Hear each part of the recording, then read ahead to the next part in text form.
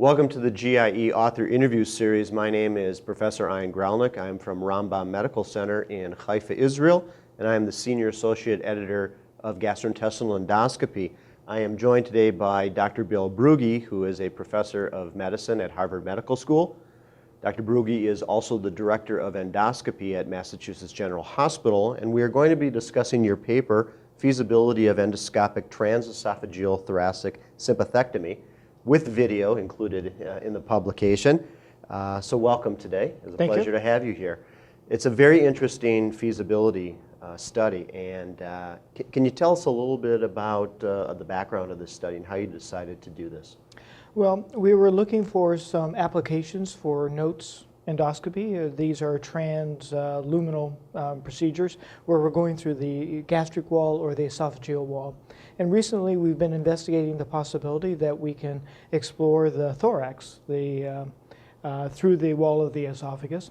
And so it's been actually quite remarkable that we can pretty easily find an exit from the esophagus and then examine the thorax. And what's really remarkable is that we can very easily examine the pleura, the cavity, the lungs, as well as the structures that are adjacent to the thoracic cavity. Okay, so this was really looking at, can you perform a sympathectomy? Tell us a little bit about how this is currently performed. What is the clinical need that goes on? How often is thoracoscopy used to perform sympathectomy? Well, of course, I'm not much of an expert in sympathectomies or the indications for this kind of procedure. This was something that was relatively unknown to me. But one of our collaborators, Dr. Chris Morse, is a thoracic surgeon, and he discussed with us that one of their indications for a thoracotomy or a thoracoscopy is a sympathectomy. And these are performed in patients who have hyperhidrosis, usually in an extremity, usually both extremities. And the sympathectomy, it turns out, is remarkably effective in controlling this hyperhidrosis. And this is usually done through the access through the thoracic cavity. So a significantly invasive procedure is currently performed? I thought so. Okay. I thought so. I didn't look. Do you know how many of those procedures are done roughly per year in the United States? I do not know, but it is definitely a significant number. Okay, okay. So tell us, what was the process that you did with you used 8 live pig models, Correct. Swine model. Tell us a little bit about what you did. So we were able to find an exit point through the esophagus, and actually what we do is we go into the submucosa of the esophagus for about 10 centimeters, and then we exit through the esophageal wall, and then we deflate the lung, inflate the thoracic cavity with air, and then we're able to examine the cavity in great detail. And we were looking for something that we could do therapeutically within this thoracic cavity. So instead of changing heart valves, we decided that maybe we could examine the sympathetic ganglia. And so Dr. Morse in our group was able to direct us to the sympathetic ganglia. And to our great surprise, this is a structure that is actually pretty identifiable endoscopically with a regular endoscope going up to the pleura. Even to a gastroenterologist? Even to a gastroenterologist with a little bit of training. Okay, and then what did you do to actually perform the sympathectomy?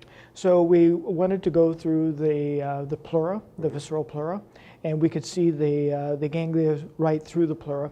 But we took a needle knife. Being an advanced endoscopist, what we use is a needle knife to make small incisions. So the video demonstrates this very nicely, where we take a needle knife, go through the pleura, and then the ganglia are essentially right there. And I have to tell you, I viewed the video. It's actually very cool, and I recommend that you log on and look at this. It's really neat.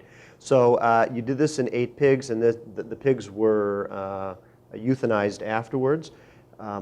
You did not close the defect in the esophageal wall. So what are the next steps? Because of course, there's risk of mediastinitis, infection, et cetera, et cetera. Where do you go from here in this line of investigation? Well, of course, as in most NOTES work, the controversy is not in the procedure itself, it's in the closure, in the exit, and trying to safely close the animal so that they won't have any complications.